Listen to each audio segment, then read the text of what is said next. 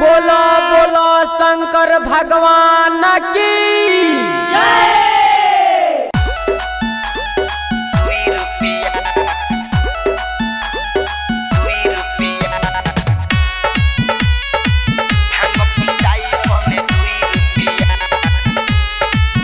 आप सुन रहे हैं दुर्गेश केसरी और रंजना राज के आवाज में।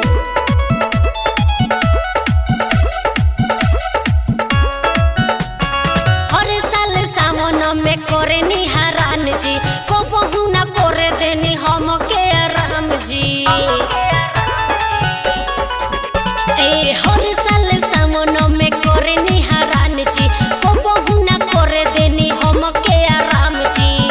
मिसरी मलाई के बेरी भाग जाला भूखिया अरे भूखिया। जवन जवन कहबू गौरा उहे उहे देव मानवतिया हमार।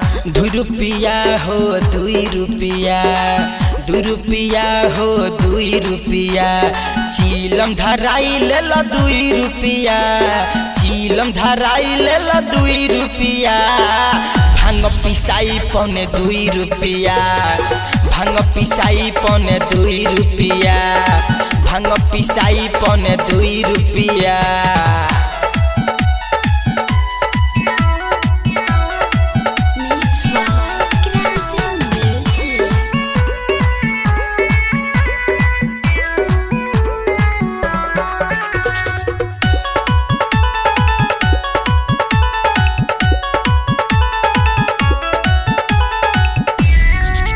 गौरा मानो तू बात काहे बाड़ू खिसियात। देख भइल जाता रात बाटे कुछु ना बुझात। तनी पीस द धतूरा के गोला नु हो, तनी पीस द। कोहियो न मिली एही जा पर्वत पर सुखिया अरे सुखिया। जवन जवन कहबू गौरा उहे उहे देव मानवतिया हमार। 2 रुपया हो 2 रुपया, 2 रुपया हो 2 रुपया, चीलम धराई लेल 2 रुपया, चीलम धराई लेल 2 रुपया, भांग पिसाई पौने 2 रुपया, भांग पिसाई पौने 2 रुपया, भांग पिसाई पौने 2 रुपया।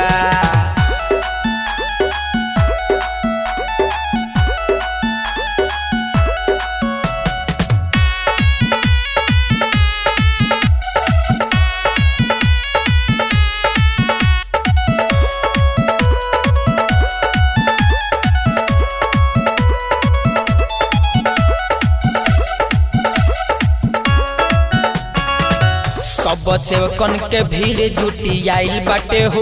गौरा मन में कतहरा समाइल बाटे हो। तनी बोल द ना मुँह अपन खोल द ना हो, तनी बोल द। कोहतारी रंजना राज लागत आवे धूपिया अरे धूपिया।